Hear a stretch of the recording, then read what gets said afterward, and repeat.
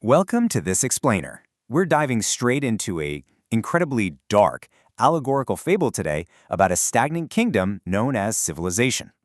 It's this fascinating, almost haunting narrative about a society that's completely paralyzed by its own illusions.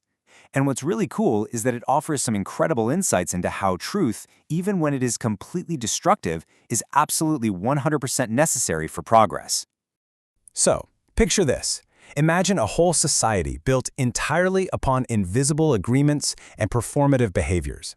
The citizens of this kingdom, they didn't live in truth. Instead, they wore their manicured illusions just like heavy winter coats. And why? Well, to hide their raw, existential selves from the cold bite of reality. They were literally sustaining their society through sheer collective denial, which basically masked this deep underlying structural decay. Section 1. The Kingdom of Illusions. To really understand this deep societal stagnation, we have to look at its most prominent figures. Take the knight. He polishes his armor until it shines with this totally false light. And right beside him, the priest wears robes stitched with threads of absolute certainty. The establishment hid their systemic dishonesty behind these carefully curated facades. The crazy part? Both the knight and the priest genuinely believed these fragile masks were the absolute truth of who they were. Section 2. Enter the Holy Fool. Okay, so here's where things get wild. The jester, also known as the Holy Fool, arrives, and he's accompanied by an inquisitor who acts as his honest witness. But the jester didn't bring jokes, and he didn't speak in gentle riddles. He arrived as negation made real. His presence was this uncomfortable, necessary friction required to initiate a massive ontological audit and break a state of stagnation that had basically robbed the kingdom of its soul. The sources actually describe his arrival as a rhythmic necessity. It's like he was the final note that completes a musical chord that had been left hanging, completely unresolved, for generations. Section 3. The Fichtean Paradox Explained. So, to initiate this devastating audit of society, the jester embodies a really profound concept called the Fichtean Paradox. It's like a giant puzzle. On one side we have the stagnant kingdom, the self, totally trapped in its manicured illusions. But the paradox dictates that to actually progress, the society has to encounter its exact opposite, the terrifying not-self. The jester basically proves that forces that might look purely negative or oppositional are actually essential catalysts for the greater good. You just cannot shift the narrative reality of a kingdom without that severe friction. Section 4. The Blight of Revelation. Now, when the jester finally spoke the truth, he used weaponized laughter and mirrors through 3 symbolic dances. He exposed the absolute hollowness of their grief, their nobility, and their commerce.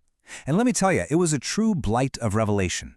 It was a painful, damaging truth that literally struck like a disease through their comfort. The jester completely dismantled the lies the kingdom had sustained in the name of peace. The impact was so visceral that the traditional foundations of authority didn't just bend, they collapsed entirely into semantic paralysis. The rapid-fire destruction of their false sincerity took hold almost instantly.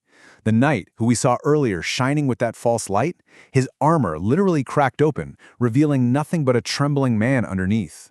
And right alongside him, the priest's robes of absolute certainty just fell away. And what was left? Just a soul lost in doubt. The curated, performative lives of the elite were entirely exposed, revealing this terrifying void beneath all their behaviors.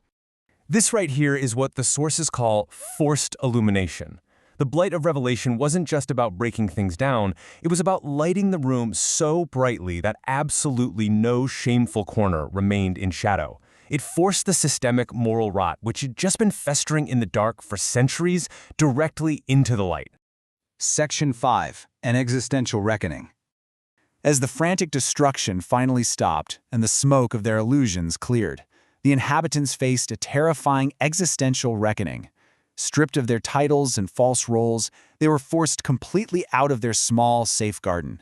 They had to look upon a world that was suddenly much wider, much more dangerous, and completely beyond their control.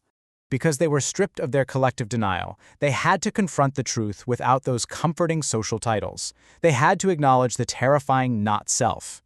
And honestly, this proves the ultimate point of the Fichtean paradox. While the revelation felt like a terrible blight, it was absolutely the only way for the kingdom to truly progress.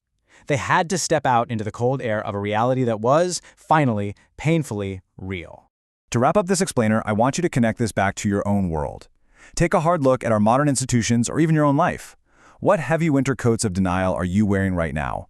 What manicured illusions might you be hiding behind to avoid the cold bite of reality? And perhaps most terrifyingly, what would it actually take for your own smoke to clear? Thanks so much for exploring this wild paradox with me. I really hope it leaves you questioning the illusions we all just accept as normal.